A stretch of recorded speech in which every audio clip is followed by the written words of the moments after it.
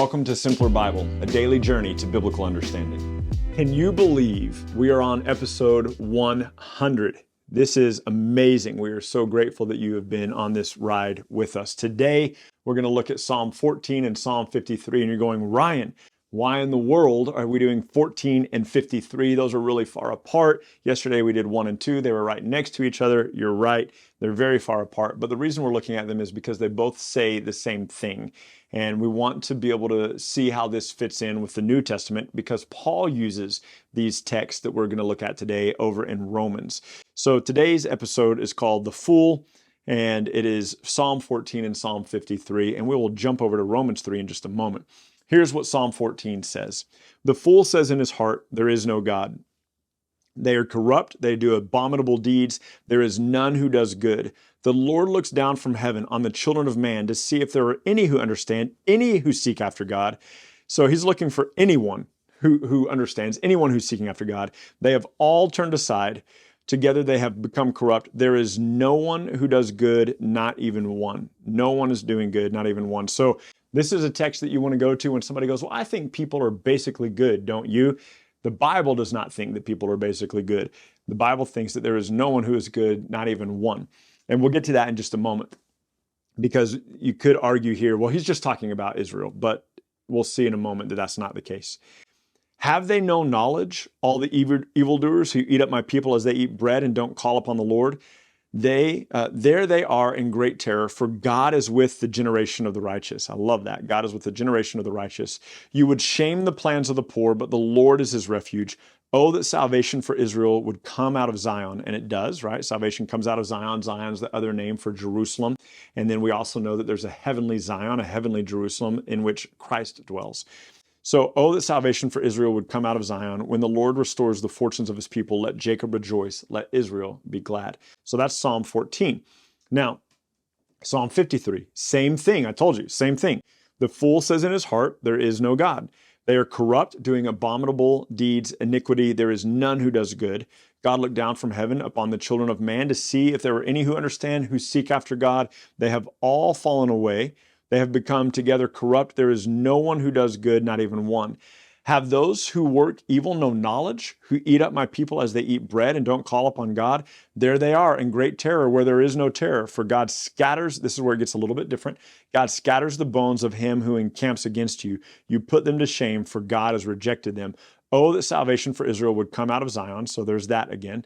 When God restores the fortunes of his people, let Jacob rejoice and let Israel be glad. So this is written twice for us, right? And one of the things that it says in both of these, that the fool says in his heart, there is no God. So whenever you hear somebody go, there's no God, right away you can go, okay, that's a foolish person. That's how foolish people talk. There's a little bit of a reference to this in Psalm chapter 10, maybe verse 4.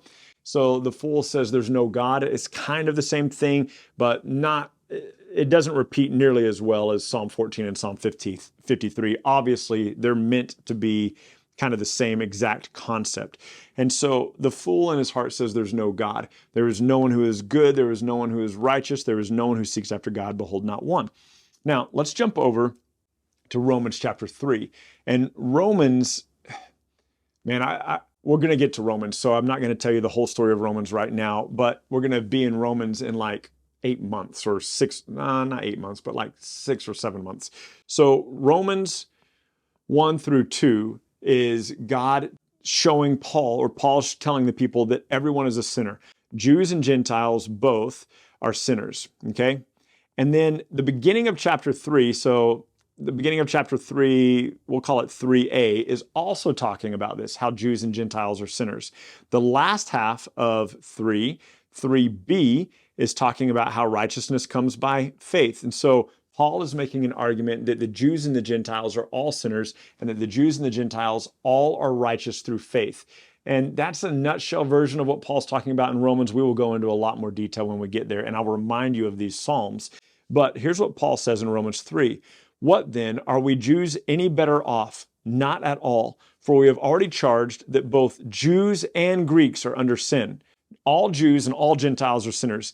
As it is written, and here's where he quotes Psalm 14 and Psalm 53, None is righteous, no, not one. No one understands. No one seeks God. They have all turned aside. They have all become worthless. No one does good, not even one. Now, the reason that Paul is saying this is because the Jews, as a general rule, believe that, hey, we Jews, we're righteous and the Gentiles are sinners. And what Paul has already done in at the very end of chapter 1, he said that God shows no partiality between the Jews and Gentiles. In fact, in Romans chapter 1, verse 16 and 17, he has said that I am not ashamed of the gospel, for it is the power for all who believe, for the Jew first and also for the Gentile. At the end of chapter 1, he says that those who do good in serving and following God will receive a reward, the Jew first and also the Gentile, but those who reject God will receive judgment, the Jew first and also the Gentile. In chapter 2, he says that the Jews who have the law have not been obeying the law. He goes so far as to talk about how the Jews aren't actually circumcised. You may remember that from when we talked about that. When was that? Deuteronomy, I don't even remember, 12, something like that. It was a long time ago. And so it was Deuteronomy something, maybe Deuteronomy 28. Nope, it was Deuteronomy 30. That's what we're going to go with. Final answer. And so Paul is talking here in Romans 2. He says that the Jews who were circumcised but didn't obey the law, God viewed them as uncircumcised. And the Gentiles who weren't circumcised but obeyed the law, God viewed them as circumcised.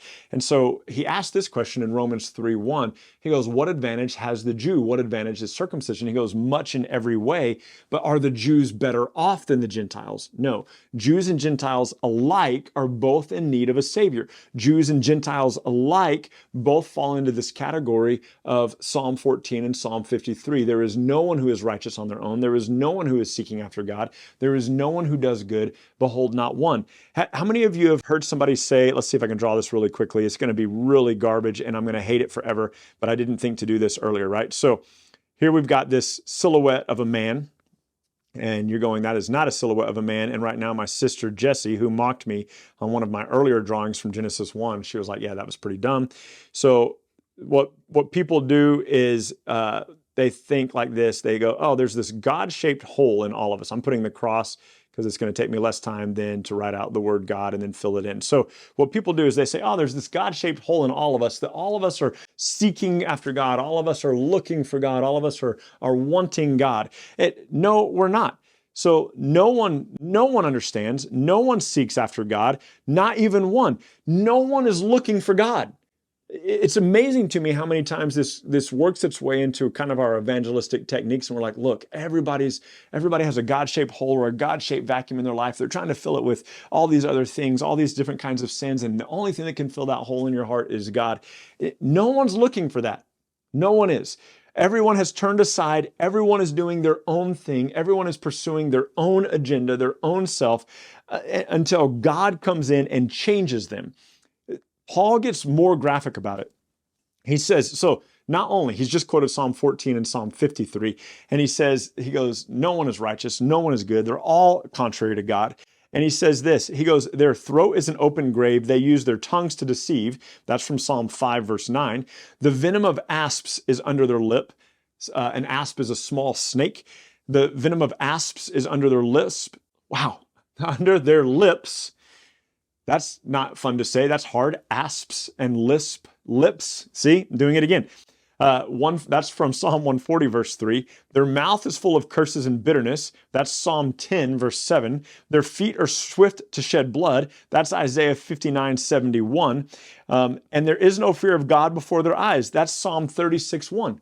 Paul is ripping like humanity apart and saying, everyone apart from God, this is who we are without God. He'll say later in Romans, he'll say we are by nature enemies of the cross of Christ. He'll say in Ephesians that we are objects of God's wrath. This is who we are without Jesus.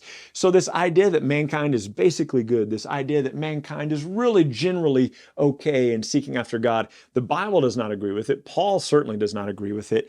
And all Jews and all Greeks, and that includes every one of you watching this right now, you are either a Jew or a Greek. All people apart from Christ are under sin. All people are unrighteous apart from Christ. No one understands. No one seeks after God. No one is good. Left to our own devices, we are enemies of the cross of Christ. Our throats are open graves. The venom of asp is under our lips, mouths full of curses and bitterness, feet swift to shed blood, in their paths ruin and misery, the ways of peace they have not known. And he says that this is who people are apart from Christ. And he is using, he quotes Psalm 14 and Psalm 53, which is why I jumped over to Romans 3 today, because he's quoting that there. But he also quotes these other 5 places from the Old Testament, 4 of which come from the Psalms, 1 from Isaiah, to show that there is not a God-shaped hole in us, that all of us left to our own devices are enemies of God. And so that is the nature of mankind. If you're wondering what is the nature of mankind apart from God, you need only read Psalm 14, Psalm 53, and Romans chapter 3 to see that apart from Christ, we don't stand a chance. And so anyway, keep that in mind, and we will be back in the Psalms tomorrow. I look forward to it. Thanks for joining us, and we'll see you next time. Thank you so much for journeying with us today at Simpler Bible through another section of Scripture where we come to know and understand God a little bit better. Look, if you're brand new to Simpler Bible, we have all sorts of resources available for you.